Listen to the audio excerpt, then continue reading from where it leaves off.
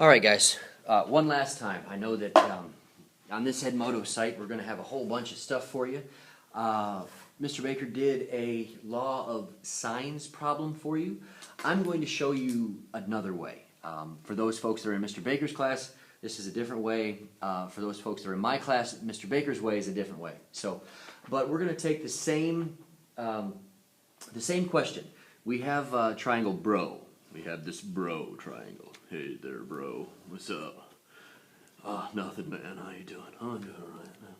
And we got what looks to be a 59-degree angle. We have a side length of 10, and we have a side length of 7. Okay. We know that the distance, or the side length across from the angle, corresponds. So we have 10 over the sine of 59 degrees is equal to, if I'm looking for, let's say I'm looking for O, it's across from the 7, so I'm looking for O, which is 7 sine of O. Okay? Not a 0, but it's the O. Now, we have two fractions separated by an equal sign. When we have two fractions separated by an equal sign, we cross multiply. So we're going to cross multiply here. And we end up with 10 sine of O is equal to 7 sine of 59. Okay?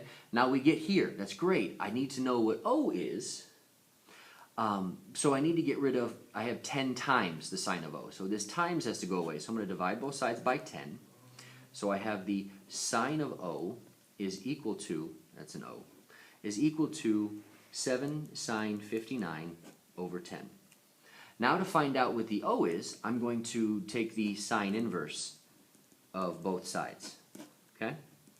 Sine inverse of both sides. And that gives me O is equal to the sine inverse of 7 sine of 59 over 10. Close it, and that's going to give me my answer. Now, it's important to make sure that your calculator is in degree mode. Okay?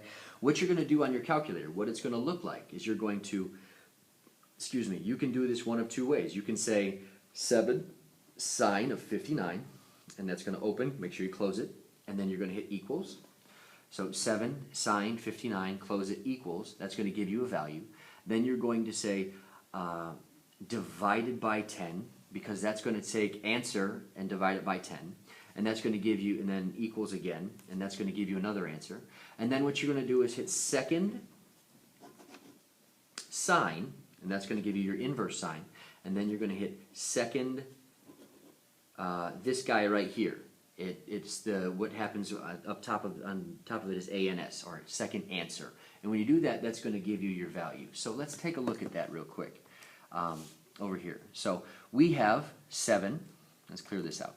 7 times the sine of 59, close it, equals, now I go ahead and divide it by 10, equals, I get 0.600171105.